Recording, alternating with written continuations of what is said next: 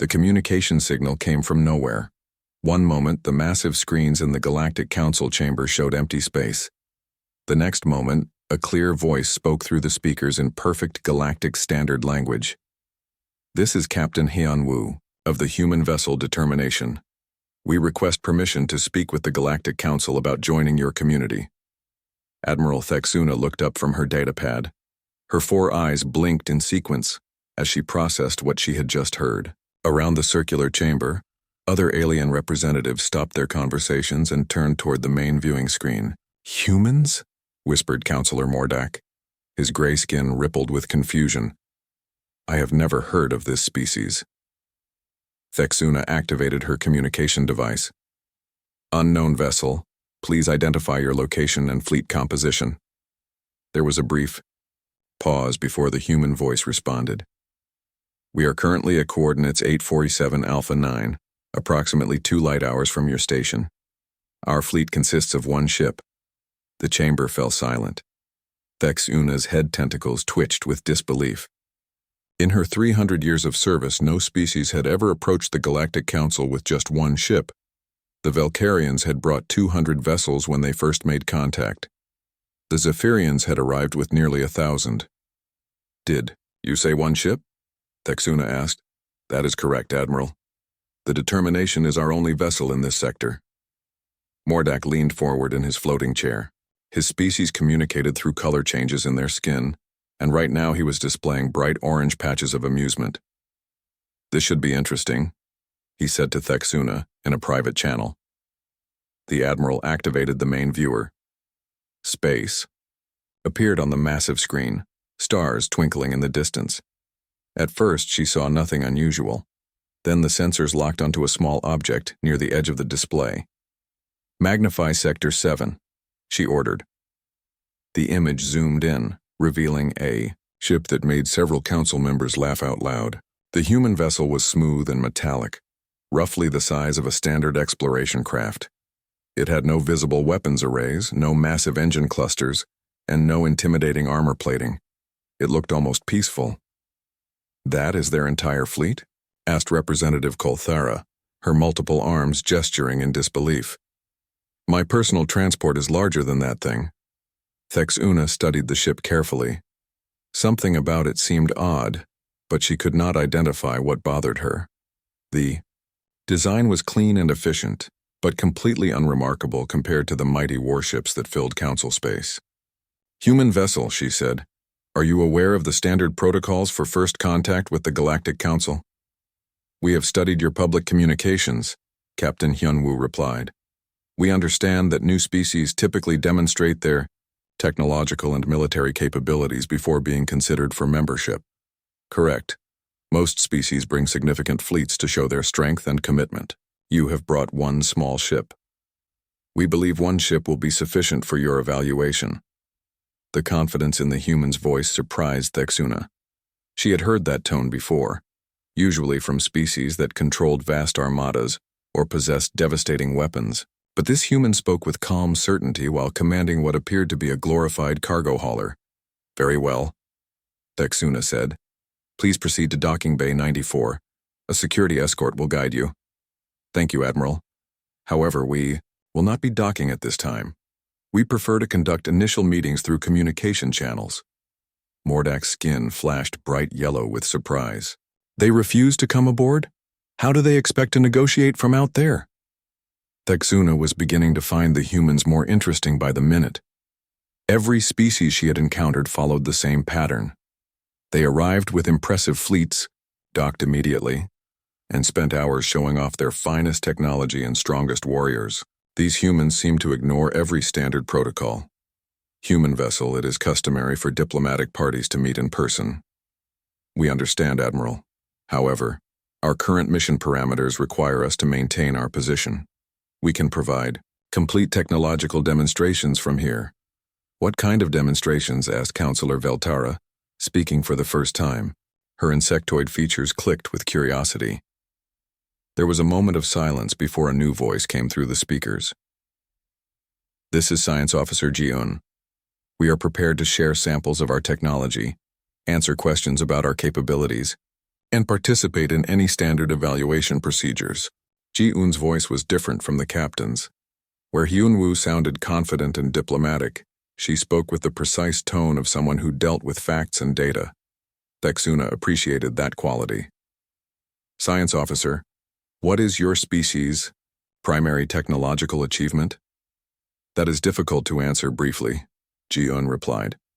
Humans excel at adaptive engineering and integrated systems. We build tools that can modify themselves based on changing requirements. Adaptive engineering? Mordek's skin shifted to a thoughtful blue color. Can you provide an example? Certainly. Our ship's hull composition has changed 17 times since we entered this system. We have been analyzing local space conditions and adjusting our materials accordingly. Taek-suna checked her sensors. The readings showed the human ship maintaining a perfectly stable configuration. Either their sensors were too primitive to detect the changes, or the humans were lying. Our instruments show no modifications to your vessel, she said. Your sensors are detecting surface composition, Ji-Eun explained. The changes occur at the molecular level. We can provide detailed scans if you wish to verify our claims. Representative, Kolthara laughed, her arms waving dismissively. Molecular-level hull modifications during flight? That is impossible. No species has technology that advanced. We would be happy to demonstrate, Ji-Eun said calmly. Taek-suna was torn between skepticism and curiosity. The humans made claims that sounded impossible, but they spoke with such confidence that she found herself wanting to see proof. Very well, she said. Please transmit your technical specifications and prepare for standard evaluation procedures. Transmitting. Now, Captain Hyun-woo replied. Data began flowing across the council's screens. At first glance, the information looked normal. The humans had faster-than-light travel, energy shields, and communication systems. Nothing seemed particularly advanced compared to other council species. But as the technical officers began analyzing the data more carefully, strange details emerged. The human ship's power output readings kept changing. Their sensor array specifications listed capabilities that should require equipment 3 times larger than their entire vessel. Most puzzling of all, their crew manifest listed only 47 people for a ship that should require at least 200 to operate. Science Officer Ji-Eun, Taek-suna said, your crew numbers seem insufficient for a vessel of this size. Humans require fewer personnel than most species, Ji-Eun replied. Our systems are highly automated, and each crew member can perform multiple functions. Counselor Mordek's skin flashed skeptical orange patterns. No species is that efficient. What is your actual crew size? 47 is listed in our manifest, including support staff, maintenance workers, and military personnel. All functions are covered by our 47 crew members. The chamber buzzed with whispered conversations. Taek-suna had never encountered a species that claimed such operational efficiency. Either the humans were lying about their capabilities or they possessed technology far beyond anything in council records. We will need to verify these claims, she said. We welcome any inspection or testing you deem appropriate, Captain Hyun-woo replied. Taek-suna looked around the chamber at her fellow council members. Some appeared amused by the humans' bold claims. Others seemed intrigued by the possibility of new technology. A few looked concerned about the implications of the humans' confidence. Human vessel, we will schedule formal evaluation procedures, beginning tomorrow. Please maintain your current position. Understood, Admiral. We will remain available for testing. The communication ended, leaving the chamber in thoughtful silence. Taek-suna stared at the image of the small human ship on her screen. Something about the entire situation felt wrong, but she could not identify the source of her unease. What do you think? Mordek asked her privately.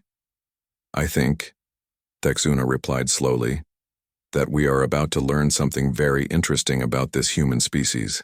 The next morning, Admiral Taek-suna stood in the Council's military observation center.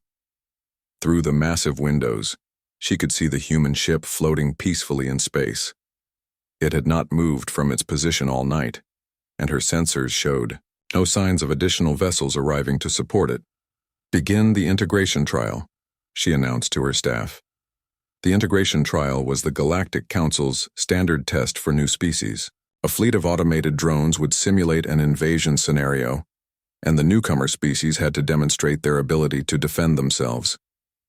Most species brought dozens or hundreds of ships to prove their military strength. The humans still had just one. Commander Taemin's voice came through the communication system. "Admiral, we are ready to begin when you give the signal." Thexuna had been surprised when the humans introduced their tactical officer. Taemin sounded young, even by human standards, but he spoke with calm authority about military strategy and ship operations. "Commander, are you certain you do not wish to call for reinforcements?" Thexuna asked. "This test is designed to challenge entire fleets." "One ship will be sufficient," Taemin replied. Counselor Mordak entered the observation center, his skin displaying curious blue patterns. "Have they revealed any additional capabilities?" "Nothing new," Thexuna said. "Our overnight scans show the same readings as yesterday. Single ship, 47 crew members, standard equipment. Yet they remain confident about facing a drone fleet designed to test multiple squadrons." "Yes. It makes no sense." Thexuna activated the trial sequence. On the main display, 50 attack drones materialized from hyperspace at various points around the human ship. Each drone was the size of a fighter craft and armed with weapons that could disable most vessels. "Drones are active," reported the trial coordinator. "Beginning attack pattern Alpha." The drones moved toward the human ship in a coordinated formation. Standard procedure called for the test subject to engage with multiple vessels, using numerical superiority and tactical coordination to overcome the drone fleet. Instead, the human ship did something unexpected. It moved, but the movement was wrong. No ship that size should be able to change direction so quickly. The determination spun on its axis, accelerated to impossible speeds, then stopped instantly without any visible effects from inertia. "How are they doing that?" whispered Mordak. Thexuna checked her instruments.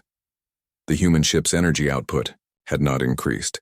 They were not using more power to achieve these maneuvers. Somehow they were simply ignoring the laws of physics that governed every other species in the galaxy. "Commander Taemin," she said, "please explain your propulsion system." "Standard human engineering," Taemin replied calmly. "Nothing unusual." On the display, the human ship began moving between the attacking drones with fluid grace. Instead of fighting them directly, it seemed to be studying their attack patterns. "Why are they not firing weapons?" asked the trial coordinator. "Unknown," Thexuna said.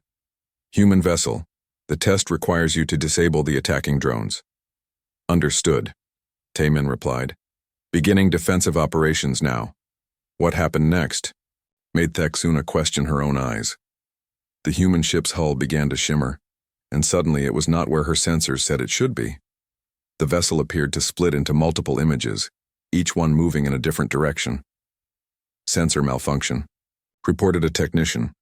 "No," said another technician, checking different instruments. "All sensors show the same readings. The human ship is somehow in multiple locations simultaneously." The attack drones, programmed to respond to clear targets, began firing at the various images of the human ship. Every shot passed through empty space. The real ship, meanwhile, had somehow positioned itself behind the entire drone formation. "This is impossible," Mordak said, his skin flashing bright orange alarm colors. "Human vessel," Thexuna said. "Our sensors are detecting unusual readings. Are you using some form of holographic projection?" "No holograms," Taemin replied. "This is standard evasive maneuvering." "Standard for whom?" Thexuna muttered. The human ship suddenly stopped its confusing movements and became solid again, but now it was moving toward the drone fleet in a way that made no tactical sense. Instead of attacking from a safe distance, it was flying directly into the center of the formation. "Suicidal," commented the trial coordinator. "No single ship can survive in the middle of that formation." The determination reached the center of the drone fleet and stopped. 50 attack drones surrounded it, weapons charged and ready to fire. For a moment, nothing happened. Then the human ship did something that made every alien in the observation center gasp in shock. It absorbed the drones. One by one, the attack drones simply disappeared into the hull of the human ship. Not destroyed, not captured, but somehow merged with the vessel itself. Within 30 seconds, all 50 drones had vanished. "Where did they go?" demanded Mordak. "Unknown," Thexuna said weakly. "Human vessel, what happened to our drones?" A new voice answered. It was Engineer So Young speaking for the first time during the trial. "The drones have been integrated into our ship's systems," she said matter-of-factly. "We are currently analyzing their technology and reprogramming their functions." "Integrated how?" "Standard human engineering procedures. We can return them when the analysis is complete, if you prefer." Thexuna stared at the display. The human ship looked exactly the same as before. Her sensors showed no increase in size, no change in mass, and no indication that 50 additional objects were somehow inside the vessel. "Engineer So Young, please explain how your ship can contain 50 drones without changing size." "Space allocation is managed through adaptive architecture," So Young replied. "Human ships are designed to accommodate variable cargo and equipment loads." "That is not possible," said the trial coordinator flatly. "No ship can expand its internal volume without external changes." "Human ships can," So Young said simply. Thexuna felt a growing sense of unease. Everything the humans demonstrated seemed to violate fundamental laws of physics and engineering. Either they were using technology so advanced that it appeared magical, or they were somehow deceiving the Council's most sophisticated sensors. "Release the drones," she ordered. "Of course," So Young replied. The space around the human ship suddenly filled with the 50 attack drones again. But they were no longer attacking. Instead, they had formed a perfect formation around the Determination and were flying in precise coordination with the human vessel. "You have reprogrammed them?" Thexuna asked. "We have optimized their software and updated their tactical protocols," So Young confirmed. "They are now operating at maximum efficiency." Mordak's skin had turned a pale gray color that indicated deep shock. "They reprogrammed 50 military drones in 30 seconds. Human computer systems are very fast," So Young said. Thexuna decided to end the trial before the situation became even more confusing. "Test complete. Human vessel, please return the drones to their original programming and release them." "Returning now," So Young said. The drones immediately stopped their coordinated movements and resumed their normal attack patterns. But something was different. Instead of attacking the human ship, they began attacking each other. Within moments, they had destroyed themselves in a chaotic battle. "What just happened?" Thexuna demanded. "The drones were returned to their original programming," So Young replied. "Unfortunately, their original programming contained several logical errors that we had corrected during our analysis. When we restored the errors, the drones became confused and malfunctioned." The observation center fell silent. Thexuna realized that the humans had not just passed the integration trial, they had demonstrated capabilities that made the test meaningless. A single human ship had effortlessly defeated a drone fleet, analyzed and improved their technology, and then proven that the Council's military hardware contained design flaws. "Commander Taemin," she said carefully, "would you classify this test as successful?" "The defensive scenario has been completed," Taemin replied. "All hostile forces have been neutralized. We consider the test successful." Thexuna looked at Mordak, whose skin was now cycling through colors she had never seen before. Around the observation center, her staff stood in stunned silence. "Human vessel," she said finally.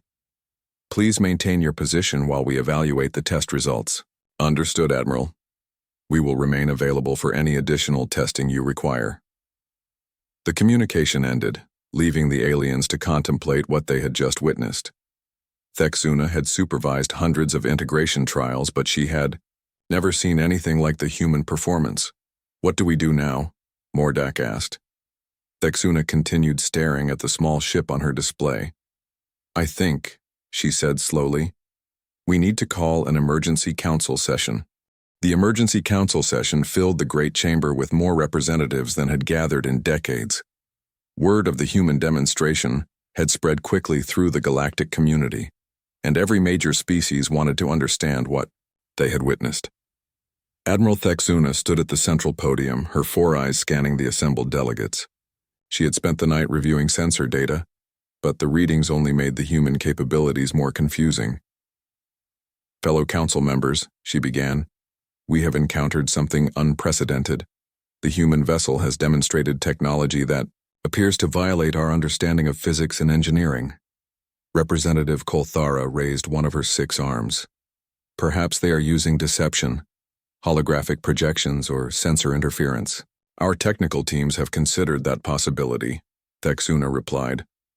"All evidence indicates that the demonstrations were genuine." Counselor Mordak's skin displayed skeptical orange patterns. "Then how do we explain their capabilities? No species develops such advanced technology in isolation." "That is what we intend to find out," Thexuna said. "I have requested a detailed technical briefing from the human ship." She activated the communication system. "Captain Hyunwoo, the council is ready for your technical presentation." "Thank you, Admiral," came the familiar voice. "Chief Engineer, Dong Hyun will explain our ship's design and capabilities." A new voice joined the conversation, deeper and more methodical than the others. "Greetings, council members. I am Chief Engineer Dong Hyun. I understand you have questions about human technology." "Engineer Dong Hyun," Thexuna said, "please explain how your single ship performed yesterday's demonstration." "Certainly. Human ships are built using modular adaptive architecture. What you perceive as one ship is actually a collection of integrated systems that can operate independently or in coordination." The chamber buzzed with confused murmurs. Representative Veltara clicked her mandibles impatiently. "What does that mean in practical terms?" "It means," Dong Hyun replied, "that human ships are not constructed like the vessels used by other species. Instead of building a fixed structure, we grow adaptive systems that can change their configuration based on mission requirements." "You grow your ships?" asked Mordak, his skin flashing disbelief. "In a manner of speaking, yes. Human engineering is based on biological principles. Our ships develop and evolve rather than being simply manufactured." Thexuna felt her head tentacles twitching with confusion. "Are you saying your ship is alive?" "Not alive in the biological sense," Dong Hyun clarified. "But it does possess adaptive intelligence and the ability to modify its own structure." Dr. Yuna's voice joined the conversation. "This is Dr. Yuna, mission xenobiologist. Perhaps I can explain this more clearly." Thexuna had not heard from the human scientist before. Her voice carried the careful precision of someone who studied alien cultures and knew how to communicate complex ideas across species barriers. "Dr. Yuna," Thexuna said, "please proceed." "Human technology development follows a different path than most species," Yuna began. "Instead of building larger and more powerful individual units, we focus on creating systems that can work together in increasingly sophisticated ways." "Like a hive mind?" asked Representative Zektar, his crystalline form resonating with curiosity. "Not exactly. Human ships maintain individual component intelligence while sharing information and resources. Think of it as an orchestra where each musician plays their own instrument but contributes to a larger performance." Counselor Mordak's skin shifted to thoughtful blue. "How many individual components does your ship contain?" "That depends on how you define a component," Dr. Yuna replied. "At the basic structural level, the determination contains approximately 12,000 independent modules." The chamber erupted in shocked exclamations. Thexuna felt her breathing pause as she processed the implications. 12,000? She managed to say, "Correct. Each module is capable of independent operation and decision-making. They can separate from the main structure, perform individual missions, and reintegrate when needed." Chief Engineer Dong Hyun added, "What you observed yesterday was a minor demonstration using only a few hundred modules. The ship can deploy much more extensive formations when necessary." Representative Kolthara stood up, all 6 arms gesturing frantically. "Are you telling us that your one ship is actually 12,000 ships?" From your perspective, yes, Dr. Yuna said. But humans do not think in terms of individual ships. We think in terms of adaptive systems that scale up or down based on requirements. Thexuna realized that everything she thought she understood about the human contact was wrong. They had not come with one ship. They had come with what amounted to a fleet so advanced that it appeared to be a single vessel. Dr. Yuna, she said carefully, how large can these formations become? Theoretically, there is no limit. Human colonies operate integrated systems containing millions of modules. The determination is actually quite small by human standards. The chamber fell silent as the representatives contemplated this revelation. Thexuna had dealt with many species that tried to impress the council with large fleets and powerful weapons. The humans had taken the opposite approach, hiding their true capabilities behind technology so advanced that it appeared simple. Engineer Donghyun, Mordak said, his skin now cycling through rapid color changes. Why did you not reveal this information initially? We did not consider it relevant, Donghyun replied. Your requests were for demonstrations of capability, which we provided. The internal structure of our ship seemed like unnecessary technical detail. Unnecessary? Thexuna's voice rose in pitch. You have technology that revolutionizes everything we know about space travel and engineering, and you consider it unnecessary detail? Dr. Yuna's voice carried a note of surprise. Admiral, we were not aware that our ship design was unusual. Human children learn these engineering principles in basic education. We assumed that other species would have developed similar approaches. Representative Veltara's mandibles clicked in rapid sequence, indicating extreme agitation. How long has humanity possessed this technology? Several hundred years, Dr. Yuna replied, though the current generation of ships represents continuous improvement over that period. Several hundred years? Thexuna repeated weakly. Yes. The determination is actually considered outdated by current human standards. Newer ships are much more sophisticated. Counselor Mordak had turned completely white, a color that indicated his species was entering shock. More sophisticated than 12,000 independent modules in a single vessel? Oh yes, Dr. Yuna said cheerfully. The newest colony ships contain several million modules and can perform operations that the determination could never manage. Chief Engineer Donghyun added, we have been meaning to upgrade the determination, but she still performs adequately for exploration missions. Thexuna sat down heavily in her command chair. In 2 days, her understanding of galactic power structures had been completely overturned. The humans had not come seeking membership in the Galactic Council. They had come offering partnership to what they apparently considered a group of primitive species. Human vessel, she said finally. How many ships like the Determination does humanity operate?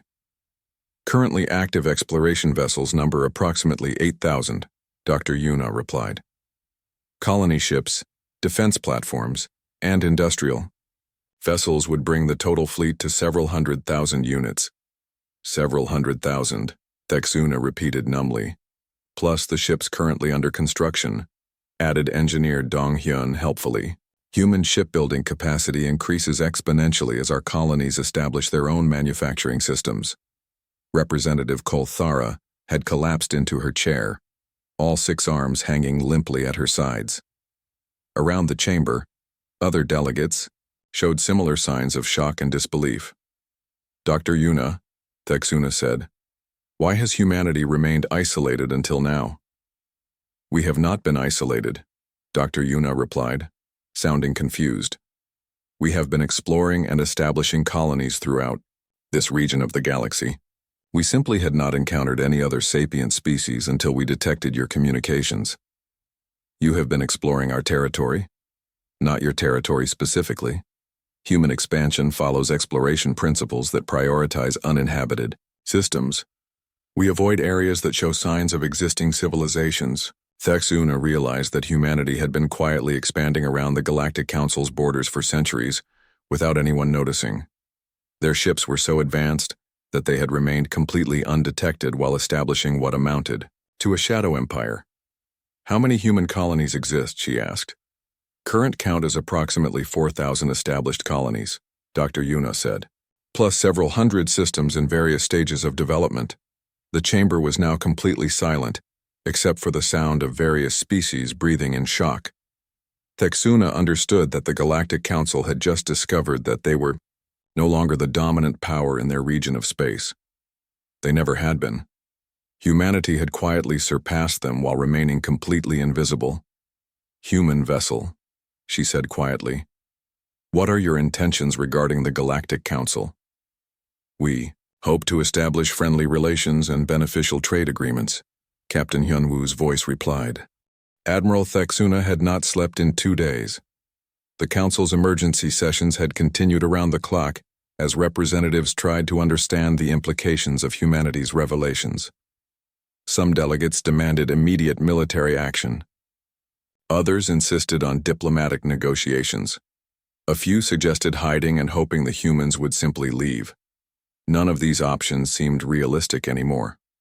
"Admiral," Counselor Mordak said as he entered her private office, "the military committee is demanding a practical demonstration of human capabilities."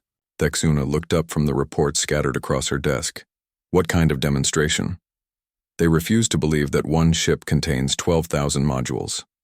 Representative Kolthara is insisting that the humans are lying about their technology." "After everything we have witnessed?" Mordak's skin displayed frustrated orange patterns. "Fear makes people cling to familiar ideas. Many representatives cannot accept that their entire understanding of technology is obsolete." Thexuna activated her communication system. "Captain Hyunwoo, the Council requests another demonstration of your ship's capabilities." "Of course, Admiral," came the now familiar reply. "What would you like us to demonstrate?"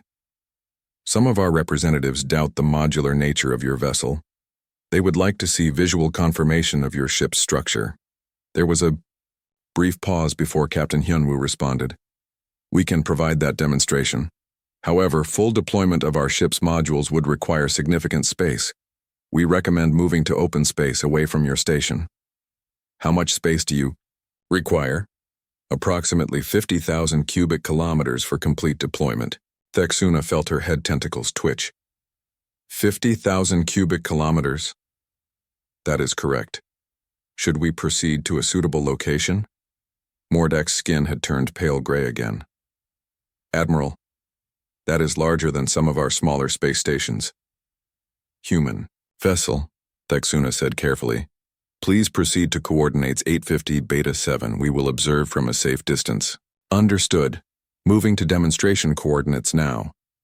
Thexuna watched on her main display as the small human ship moved away from the Council station. It accelerated smoothly to speeds that should have been impossible for a vessel of its size, then stopped precisely at the designated coordinates. "All Council vessels maintain position at 20,000 kilometers distance," she broadcast to the observation fleet that had gathered to witness the demonstration. "Admiral," came Communications Officer Minho's voice from the human ship. "We are ready to begin the demonstration. Please be advised that our modules will deploy in a specific pattern. Do not be alarmed by their movements." "Proceed when ready," Thexuna replied. For a moment, nothing happened.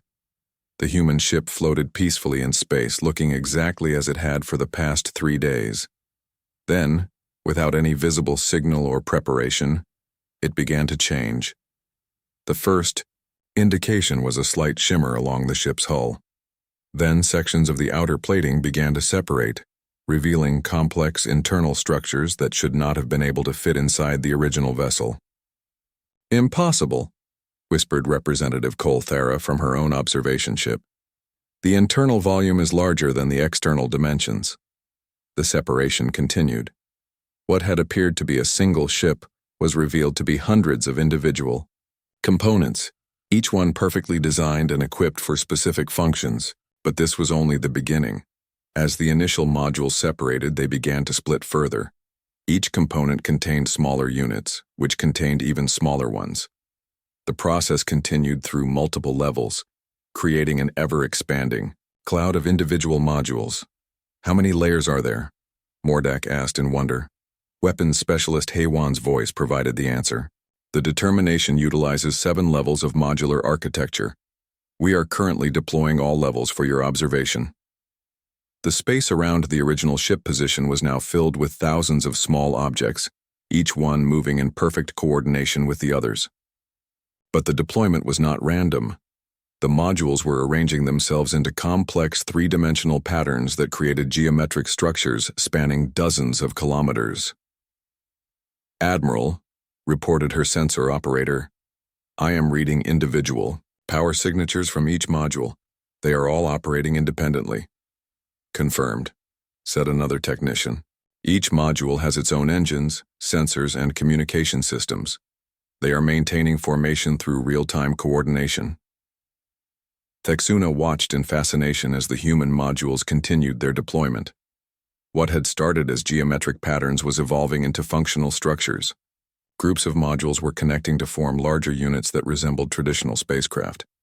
Other groups were creating what appeared to be manufacturing facilities, sensor arrays, and defensive installations. "Human vessel," she said. "Are these structures functional?" "Completely functional," replied weapons specialist HFY. "We have just constructed a temporary base capable of supporting our entire crew, manufacturing replacement modules, and defending against significant threats." "In how much time?" "Deployment was completed in 14 minutes. Construction time depends on specific requirements, but basic facilities can be established in under an hour." Representative Veltara's voice crackled over the communication channel. "Are you saying that every human ship can create an instant military base?" "Every human ship is designed for maximum adaptability," Captain Hyunwoo replied. "We can establish colonies, manufacturing centers, research stations, or military installations as needed." Counselor Mordak was staring at his display with wide eyes. "How do other species respond when they encounter human expansion?" "We have not encountered other sapient species before meeting the Council," Dr. Yuna's voice replied. "However, our protocols emphasize peaceful contact and mutual benefit. But if peaceful contact failed?" There was a long pause before Captain Hyunwoo answered. "Humanity prefers cooperation to conflict. However, we are prepared to defend our colonies and allies if necessary." "Show us," demanded Representative Kolthara. "If you claim defensive capabilities, demonstrate them." "That is not advisable," Captain Hyunwoo said carefully. "Our defensive systems are designed for real threats, not demonstrations." "We insist," Kolthara replied. "The Council needs to understand the full extent of human capabilities." Admiral Thexuna felt a growing sense of unease. "Representative Kolthara, perhaps a weapons demonstration is not necessary." "It is absolutely necessary," Kolthara insisted. "If humans claim to be peaceful, they should not object to showing their weapons in a controlled environment." "Very well," Captain Hyunwoo said finally. "We will provide a limited demonstration. Please move all Council vessels to a minimum distance of 100,000 kilometers." 100,000? Thexuna's voice rose in surprise. "That is an extreme safety distance." "Human weapons are designed for space combat," weapons specialist Haiwan explained. "Even our smallest defensive systems have significant range and power." Reluctantly, Thexuna ordered the Council fleet to retreat to the specified distance. From there, the human module formation looked like a distant star cluster. "Beginning defensive demonstration," Haiwan announced. The human modules suddenly rearranged themselves into a new configuration. Instead of the peaceful construction patterns they had displayed before, they formed aggressive geometric shapes that focused on specific points in space. "Firing test salvo at asteroid target," Haiwan said. A small asteroid belt was located several million kilometers away. Thexuna's sensors locked onto a mountain-sized rock that Haiwan had designated as the target. The human modules fired. What happened next redefined Thexuna's understanding of weapons technology. Instead of visible energy beams or projectiles, space around the target asteroid simply changed. The massive rock, which had existed for millions of years, ceased to exist. Not destroyed, not shattered, but completely removed from reality. "What was that?" Mordak demanded, his skin cycling through colors rapidly. "Standard human defensive technology," Haiwan replied calmly. "The target has been eliminated." "How?" "Matter conversion. We converted the asteroid's mass into energy and dispersed it harmlessly through subspace. Texuna checked her sensors. Where a mountain-sized asteroid had existed moments before, there was now empty space. No debris, no energy residue, no trace that anything had ever been there. You can eliminate matter completely? She asked weakly. Within certain limits, yes. This technology is primarily used for asteroid clearing and space construction, but it has obvious defensive applications. Representative Kolthara's voice came over the communication channel, but it was barely a whisper. How many asteroids could you eliminate? That depends on the size and composition, Haywan replied. A single deployment like this could clear most standard asteroid fields in a few hours. What about planets? There was a long silence before Captain Hyunwoo answered. Humanity does not target inhabited worlds. Our technology exists to protect and build, not to destroy. But you could? This conversation is not productive, Captain Hyunwoo said firmly. We came here seeking friendship and cooperation, not to discuss destructive capabilities. Texuna realized that the demonstration had achieved the opposite of what Representative Kolthara intended. Instead of exposing human weakness, the Grand Council chamber had never been so quiet. For 5 days, representatives from across the galaxy had debated, argued, and struggled to understand their new reality. Now, as Admiral Texuna called the final session to order, an unusual calm had settled over the assembly. Fellow council members, she began, we have reached a decision point. We must determine how the Galactic Council will respond to humanity's request for membership. Strategic Advisor. Wu Jin's voice came through the communication system. Admiral, we want to assure the Council that humanity's intentions remain peaceful and cooperative. We understand that our technology may seem overwhelming, but we are committed to working together for mutual benefit. Diplomat Yun Seo added, we have prepared several proposals for gradual integration that would allow all species to adapt to new technological possibilities without disrupting existing social structures. Texuna appreciated the humans' diplomatic approach, but she knew the real issue was not integration procedures. The Council faced a fundamental question about power and governance in galactic society. Human representatives, she said. Before we discuss integration, we need to address a basic concern. Your technological capabilities far exceed anything in Council records. What assurance can you provide that humanity will not simply dominate galactic affairs? Dr. Seung-ho's voice joined the conversation. As the mission's social scientist, he had been studying galactic society since their arrival. Admiral, that question reveals an important misunderstanding about human culture and goals. Please explain. Humans have observed your galactic civilization for several months through your public communications. We are impressed by the diversity of your species and the creative solutions you have developed for complex social problems. Counselor Mordak's skin displayed curious blue patterns. You have been studying us? Of course, Dr. Seung-ho replied. Any first contact scenario requires careful cultural analysis. We needed to understand your values, social structures, and communication methods before initiating diplomatic contact. What conclusions did you reach? Asked Representative Veltara. That humanity has much to learn from galactic civilization. Your species have developed approaches to art, philosophy, social organization, and scientific research that humans have never considered. We are hoping that membership in the Council will expose us to new ways of thinking. Texuna felt her head tentacles twitch with surprise. You want to learn from us? Absolutely, Strategic Advisor Wu Jin confirmed. Human technology may be advanced in certain areas, but we recognize that technical capability is only one aspect of civilization. The Council represents thousands of years of accumulated wisdom about cooperation, governance, and cultural development. But your ships could eliminate our fleets without effort, protested Representative Kolthara.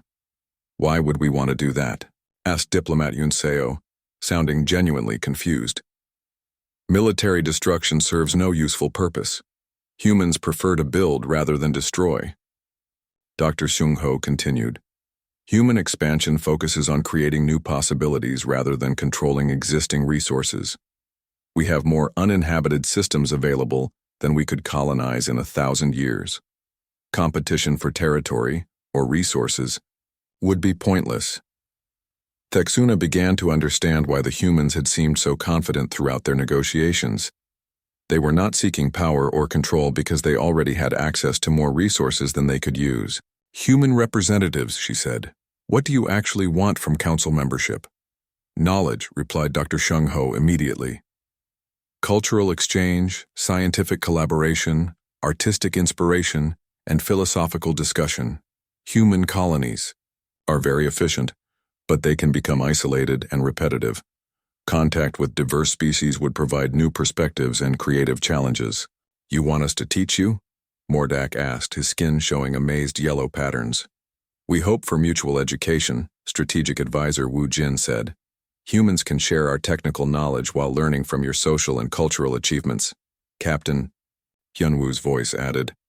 We should also mention that several human colonies have expressed interest in establishing mixed communities with other species, if such arrangements would be welcome. Mixed communities? Texuna repeated. Cooperative settlements where different species work together on shared projects.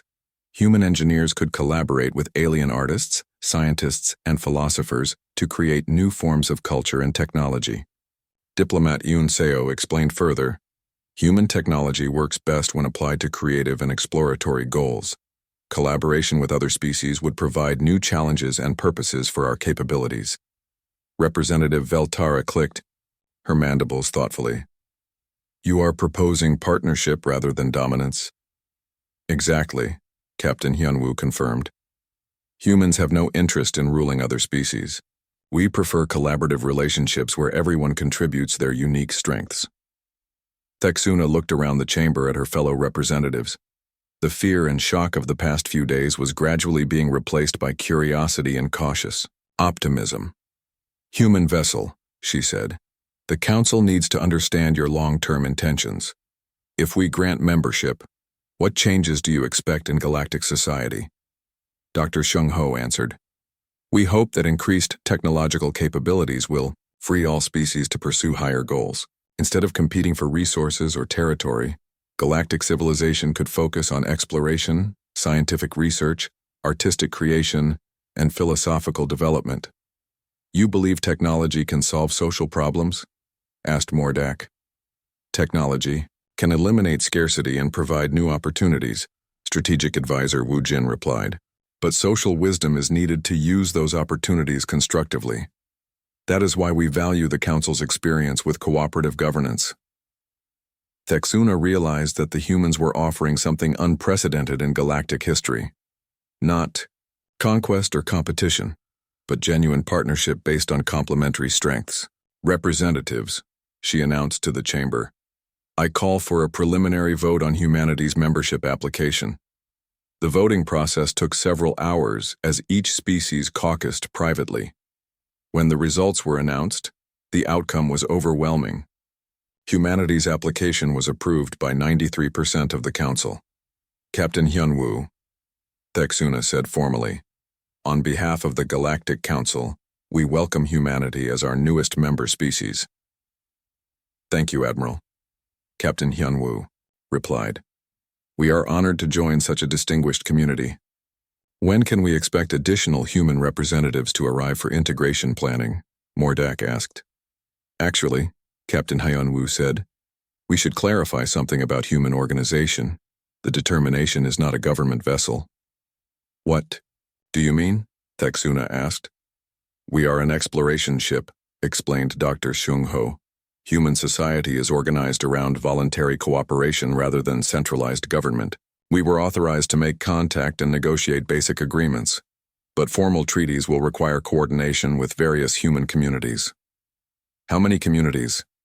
Veltara asked.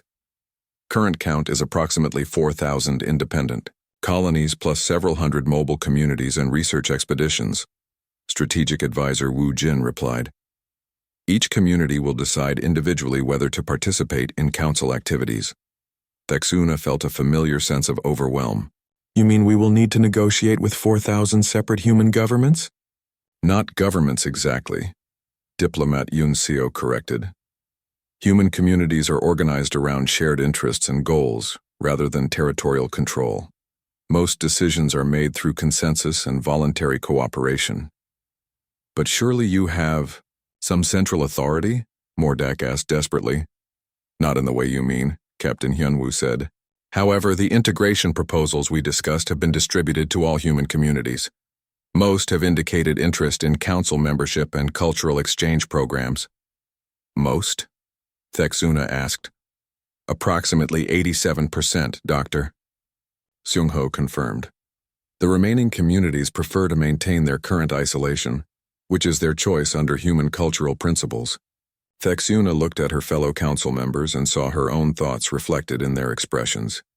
Humanity had not just joined the Galactic Council. They had fundamentally changed what the council would become. Human representatives, she said finally. We look forward to learning from each other. As do we, Admiral, Captain Hyunwoo replied. We believe this partnership will benefit all our species. As the communication ended, Thexuna sat back in her chair and watched the small, human ship on her display. She still found it difficult to believe that such an unremarkable vessel represented a civilization that would reshape galactic society. But then again, she was beginning to understand that humans specialized in making the impossible look simple. Mordak approached her station, his skin showing peaceful green patterns. What do you think will happen now? Thexuna considered the question carefully. I think, she said slowly, that we are about to discover what galactic civilization can become when scarcity is no longer a limiting factor. And if the humans prove untrustworthy? Thexuna looked at the peaceful ship floating in space. After everything she had witnessed, she found it impossible to fear people who had spent centuries quietly exploring the galaxy without bothering anyone.